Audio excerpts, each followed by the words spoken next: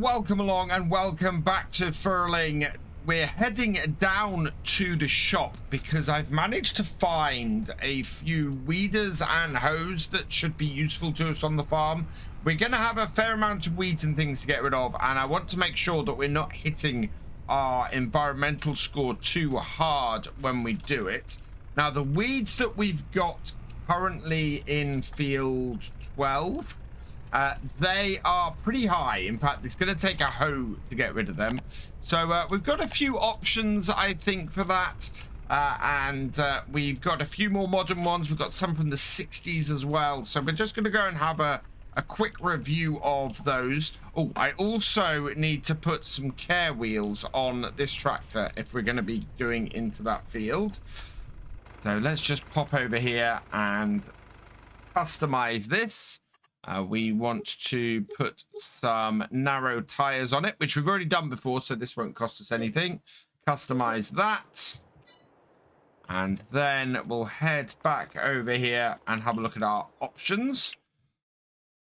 And we've got nothing in the sales today that we can buy. I mean, all of this is modern stuff. So other than the bucket, but the bucket we can't use because we don't have that attachment on our skid steer. So if we have a look in weeders here, we've got a few options. We've got this case 1830, 150 horsepower. We have enough horsepower, but it's 25,000. It's from 89, so it's the right year. We've got all of these Garford row crops, which are just about, I would allow a 2001. But again, we're looking at over 20,000 for all of those. And they're all 6 meters, so they're not too bad. We then have the Goranek. Those are all too modern. We've got this John Deere 825 row crop cultivator for 5,250. That's from 2000, so that's right on the edge as well. 4.6 meters. That's a good one.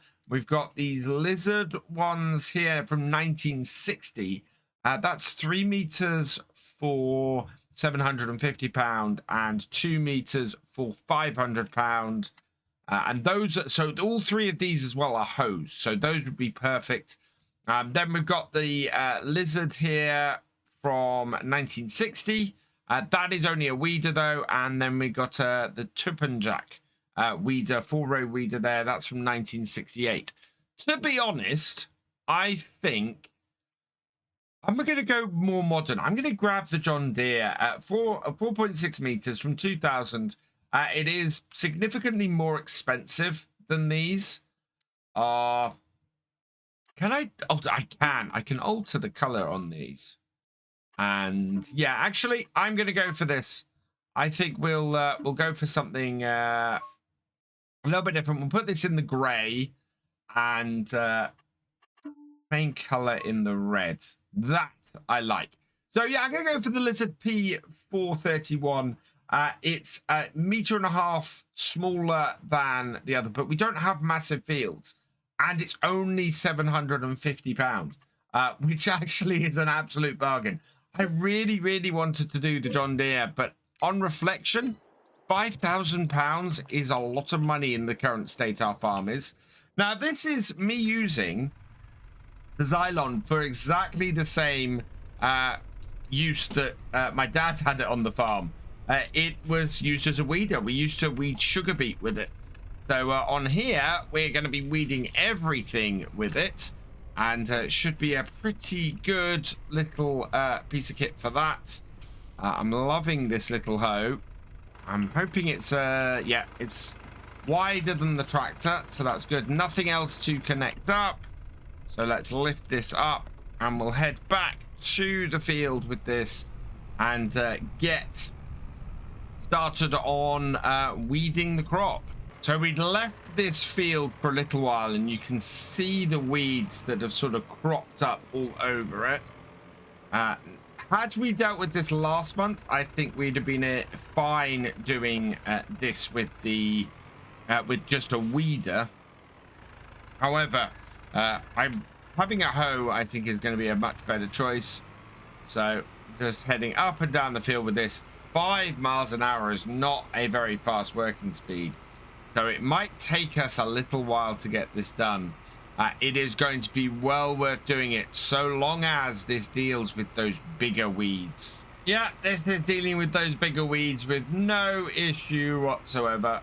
So we will have this field done in no time. I'm actually considering, with the money we've got and the time we've got, maybe it's worth getting a hired worker to do this job.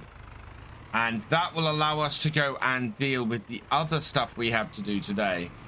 It's really good. And oh, actually, the only thing about this is, you can see this at the moment, the amount of maneuvering we're having to do to get it so that we are able to turn around at the other side is a little bit fiddly. But in general, I'm happy with this. And we are motoring through the field. We'll see how we do. If we get near lunchtime with this and we're still going, I think we'll set off a hired worker to complete the field. For now, though, it's going through very nicely and clearing these weeds out really, really well. I hadn't really considered the work speed of this hoe. It is not the fastest piece of kit ever. It's doing all right, and the tractor is easily able to handle it. But it is, yeah, it is a little bit slower than I'd expected. So we've lost work speed, we've lost width, but we have saved around 4,000 doing it. So I'm not overly worried about it. I think we might sell this on post winter though, and buy ourselves the John Deere one, modernize a little bit, simply because the time it is taking us is a little bit longer than I'd like, and we do need to make sure that we are being as efficient as possible. Having said that, it is working really well. We are pulling all of these weeds out. We've not left it too long, which was my big worry about this, and we are handling it, and we might actually get this done by midday. The other jobs that we do have to do on the farm today is the horse needs riding. I haven't ridden Hope today, and we also need to get the hay that we cut last time. That needs to be rowed up and baled. So this will give it a little bit of time to dry, and by the time we go and row it up and bale it later on, that should be done. And of course, we're going to put the front loader back on this, because while the skid steer is great around the yard, getting bales off the field, it's going to be a much bigger task. Oh, and the combine. The combine should have completed its inspection, and we want to get that repaired over the winter, so that that is raring to go for harvest next year.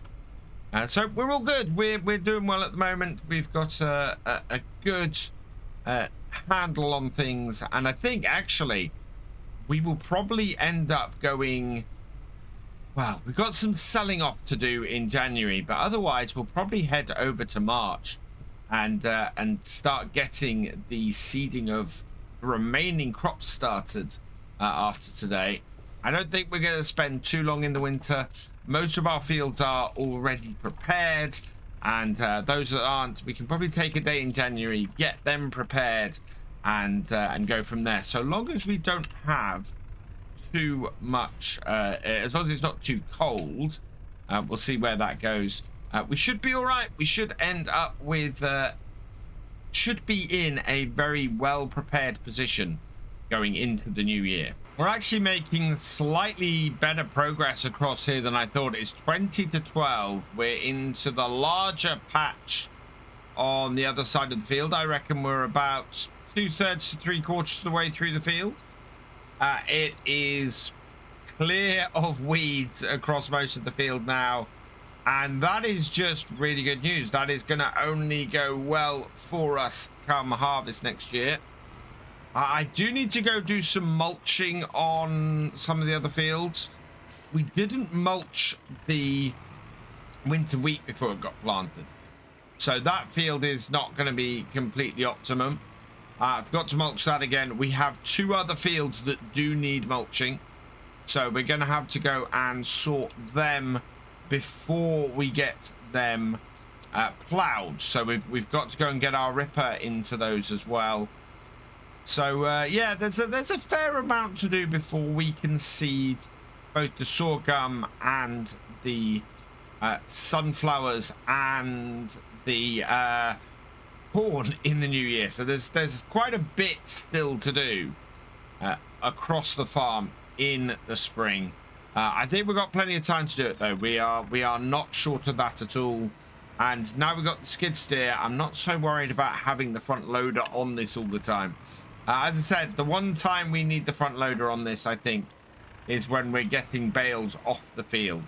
So we'll have that to do over the winter as well. I think we're going to get the hay bales done today. I think we'll get them baled. I just don't think we're going to end up getting them off the field, and we'll have to do that over the winter. A little bit later than I'd liked, but this field is just about done. Nice and weed free. That will boost the yield on it quite well. And then we're gonna go and switch over to the Deutz next, grab the windrower and get all of the hay rode up. So that's finished. Lift that. Right, let's head back to the yard. I'm kind of wonder if we can go and put a mulcher on this with the care wheels on it and just go and set this going in one of the other fields. That is not the bit I want. Where is my mulcher? There's my mulcher. Right, let's get this dropped off then. We'll set the mulcher up, set that going, get the 2 fields that need mulching mulched, and then we can concentrate on getting the other stuff sorted with the Deutz. So drop that off, turn this round to grab the mulcher, and we might have to maneuver a little bit more carefully. Again, steering circle on this tractor is not the greatest. You do lots of back and forth to get yourself in the right position to then hook up to equipment.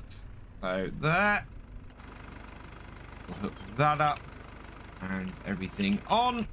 Right, so lift it up and we'll head down to the field and go and get the mulching started. So it's just these 2 fields here that need doing. Getting these mulched means that will raise our, I think it raises our yield by about 2.5%. Which on here is fairly important. So let's hire a worker for that, as we've got the money to do it, and we'll leave them going. Inspection is complete on the combine, so there's 2 damages in total. Let's just pop in here and we will do both of those. So repair both of those, and then we're back over to the Deutz. Go forwards. We're hooked up to the windrower in this, and this should be able to get this field done fairly easily. And that's the thing, I'm not expecting, as I said, to get these bales off here today, so we're absolutely fine in leaving the tractor to go and do the mulching while we get this all rode up and baled. This feels so much faster than the hoeing I was just doing. It's so much lighter. I mean, we do it at like 10, 11 miles an hour, whereas we were only hoeing at about half that speed. We'll be round this field in no time, which is great. It's whether we can get round this field doing this and round it doing the baling, which will be a little bit slower than this, because of course we have to stop every so often, let the bale out, and even then I don't think we travel like 11 miles an hour going around the field as well. So there's quite a bit of slowness. So as long as we can get this sort of done by 2 o'clock, get all this rode up, I think we'll be fine. Of course, at this time of year it gets dark a lot earlier, so we need to make sure that whatever we're doing, we can get it done before the sun sets. And in fact, that's another reason why we're not really able to collect the bales up today, because Bale hunting in the dark is one of the worst things. Just about finished. We're on to the second half of the field. Got some fairly nice, neat rows coming out on this side. Very happy with this. Make sure I don't catch the end. Yep, they're all good.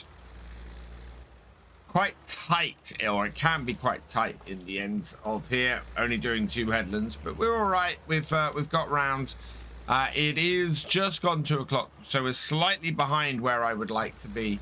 But all in all, I think we're doing pretty well here. We should have this all done today. It is getting dark at this side of the field because we've got quite a mass of trees between us and the sun, especially while it's as low as it is at this time of year. But it is going together, or has come together pretty well. You can see the wheel from my tractor out on the window. That's really cool.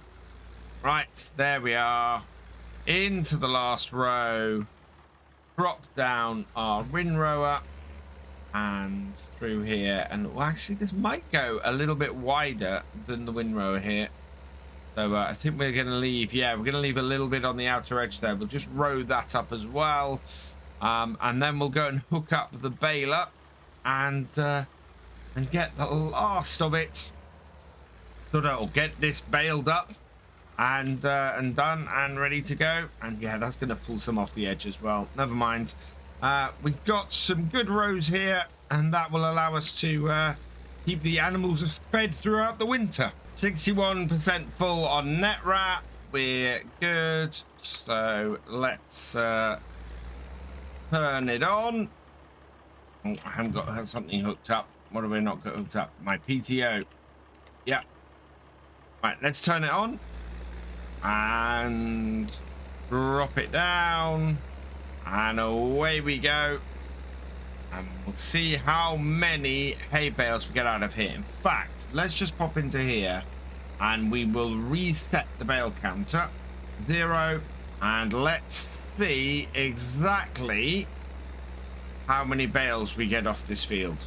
1 circuit of the field complete. And we have 6 bales. Actually, that's a really good start. I'm very, very happy with that. We are 46% of the way through another one, so won't be long until we hit our 7th bale. And look how quickly that number goes up. That's actually quite fast. And empty that out. So 7 bales. We're going to get probably about a dozen bales plus off this field. Just close up the back. And away we go. And yeah, so I think we might get over a dozen bales off here. That would be really good, especially as it felt like the yield was a little bit low on our cut this time. And we do need to get actually some fertilizer in here because this field is in dire need of a bit of a boost. Meanwhile, this tractor here, the Xylon, has completed the mulching of the first field. So we should get both of these fields done today. That is very, very good news. Will get us really, really well positioned for next year. We should be able to set this tractor coming and doing the ploughing on these two, or the ripping on these two later. So hired worker into the second field, and should get that one done now as well. Our final row of hay to bale up, and this has been a very productive field. I am very, very happy with this. Despite the drop in yield, we've still created quite a few bales off here. We're 81% for this final bale. And I don't think there's enough hay sort of kicking around the edge of this field to complete it. We will give it a go. We'll see what we can gather up.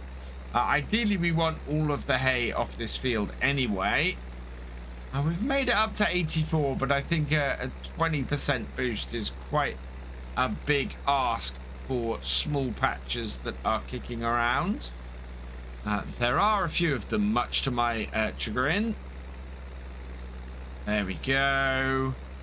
There's another bit up here. Yeah, we're only up to 85%. Thankfully, I think we do have the unload unfinished bales on here.